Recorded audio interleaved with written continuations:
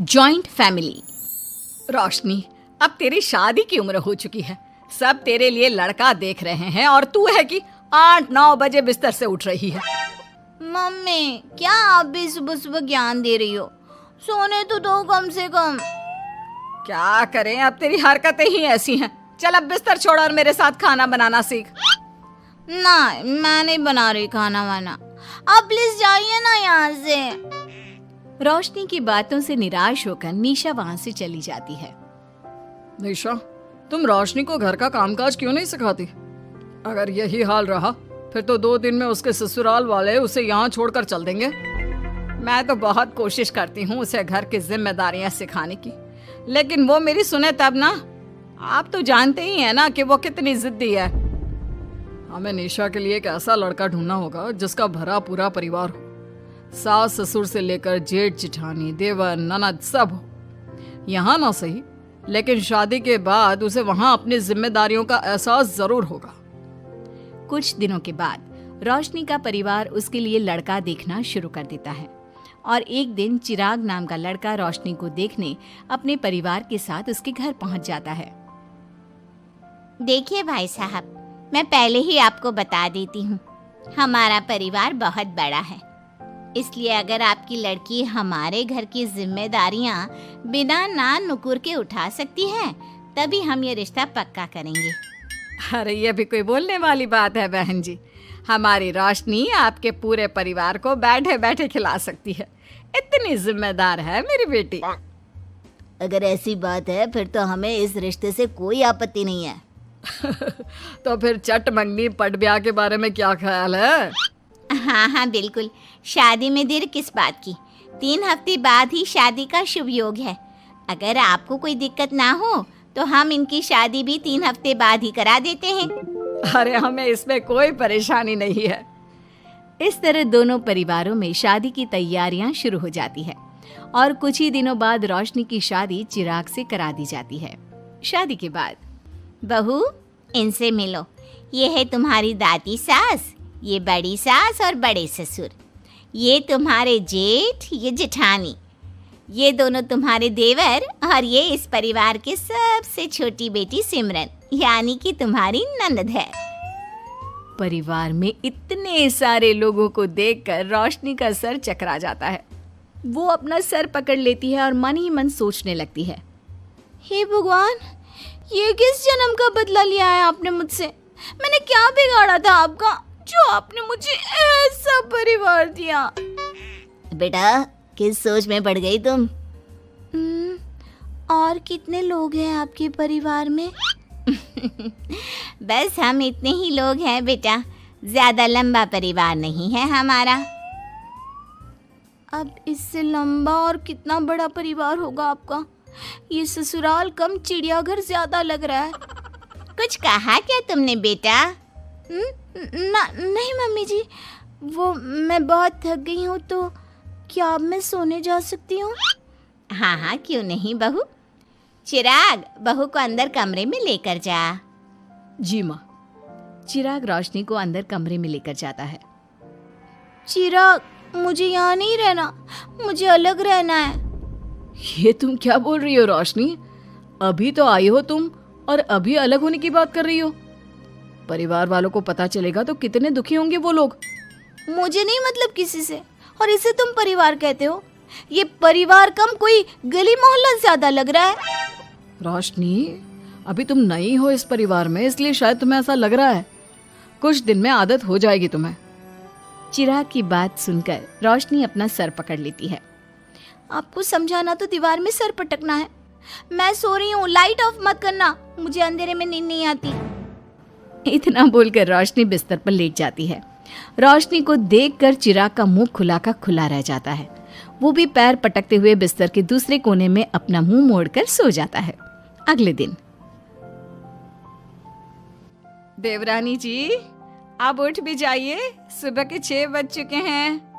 सोने दो ना मम्मी, क्यों परेशान कर रही हो? देवरानी जी, मैं आपकी मम्मी नहीं जेठानी हूँ। सुबह सुबह क्या मजाक है मम्मी?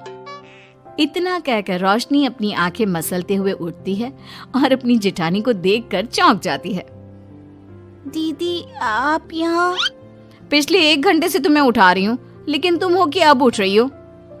लेकिन अभी तो सिर्फ 6 बज रहे हैं, आपने मुझे उठाया क्यों? वो इसलिए क्योंकि आज तुम्हारे इस घर में पहली रसोई है, तो खाना आज तुम्हें ही बनाना होगा ना। क्या? मुझे पूरे मोहल्ले के लिए खाना बनाना पड़ेगा? नहीं रोशनी, तुम्हें पूरे मोहल्ले के लिए नहीं, सिर्फ परिवार के लोगों के लिए ही खाना बनाना है। आपका परिवार किसी मोहल्ले से कम है क्या? कुछ कहा क्या तुमने? हाँ नहीं दीदी, आप चलिए, मैं अभी फ्रेश होकर आती हूँ। आरती वहां से चली जाती है, जिसकी थोड़ी देर बाद रोशनी भी रसोई में जाकर मजबूरी में सबके लिए खाना बनाने लगती है। पूरे 2 घंटे मेहनत करने के बाद उसका खाना बनकर तैयार होता है। वाह बहू, खाना तो बड़ा स्वाद बना है। सच में बहू, तुमने भले ही बहुत देर लगाई खाना बनाने में, लेकिन खाना बहुत स्वादिष्ट बना है। आपके हाथों में तो जादू है देवरानी जी। मैं तो कहती हूँ अब से रोज आप ही खाना बनाया कीजिए, क्यों मम्मी जी? हाँ हाँ बेटा, बिल्कुल ठीक कहा तुमने। रोशनी, आज से रोज तुम ही खाना बनाना।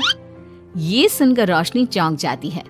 खाना खाने के बाद सभी लोग रोशनी को शगुन का नेक देते हैं और फिर अपने अपने रूम में चले जाते हैं।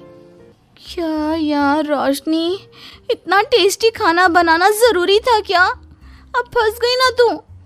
ये सब माँ पापा की वजह से हो रहा है, उनके कारण मुझे ये सब झेलना पड़ रहा है। रोशनी गुस्से में अपने रूम में जाती है और अपनी माँ को फोन मिलाती है। मम्मी, मैं आपको कभी माफ नहीं करूंगी। आपने जानबूझकर मुझे इतने बड़े परिवार में भेजा है, जहाँ मुझे सांस लेने की भी फुर्सत नहीं है। हमने ये सब इसलिए किया ताकि तू अपनी जिम्मेदारियां निभाना सीखे। अब मायके की तरह ससुराल में भी अपनी जिम्मेदारियों से मुंह मत मोड़ लेना। मुझे नहीं रहना माँ यहाँ। इस घर में जितने लोग हैं उतने तो हमारे गली मोहल्ले में भी नहीं थे। माँ, मैं आपसे आपकी सारी बातें मानूंगी, पर प्लीज मुझे यहाँ से ले जाइए। बिल्कुल नहीं, अब से वही तेरा सब कुछ है। वहां से भागने के बजाय अपनी जिम्मेदारियां पूरी करना सीख, इससे हमें भी थोड़ी खुशी मिल जाएगी। माँ की बातों से निराश होकर रोशनी फोन काट देती है, जिसके बाद उसकी नजर नेक में मिले पैसों पर पड़ती है और वो फटाफट से बिस्तर पर बैठकर पैसे गिनना शुरू कर देती है। अरे वाह, ये तो पूरे 25,000 रुपए हैं।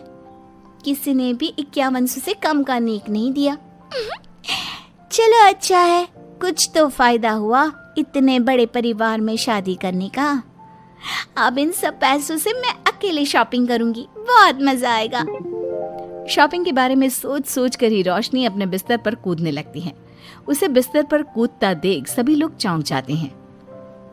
भाभी, आप ऐसे क्यों उछल रही हो? छोटी बच्ची हो क्या?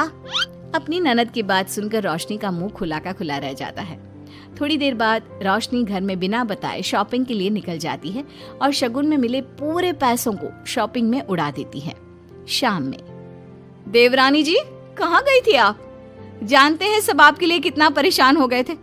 कम से कम आपको बताकर तो जाना चाहिए था ना। सॉरी दीदी, मैं आप लोगों को बताना भूल गई।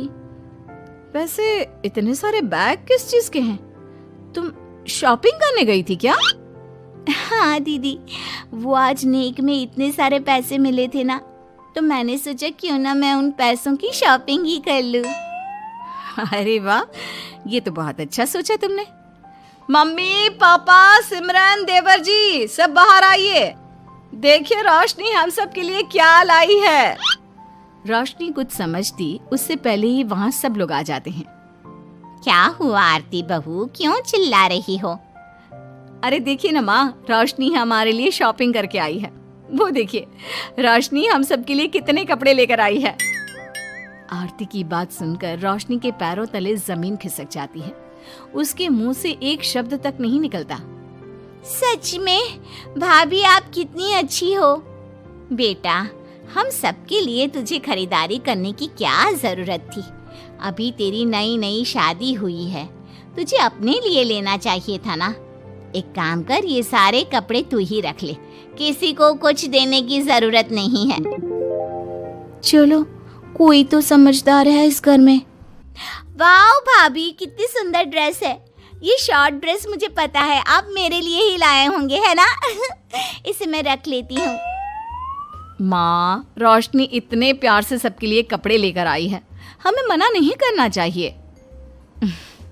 तू सही बोल रही है बेटा, उसका मन रखने के लिए मैं ले लेती हूँ 1-2 साड़ियाँ। रोशनी झूठी मुस्कान लिए खड़े होकर सब देखती रहती है।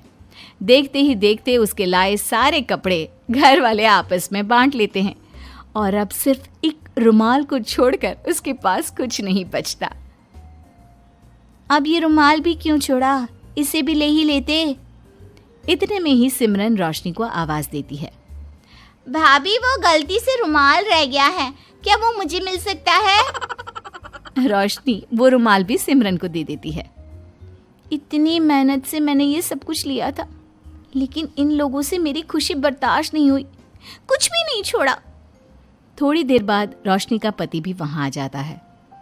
मैंने सुना है आज तुमने सभी के लिए खरीदारी की है, तुम मेरे लिए कुछ लेकर नहीं आई?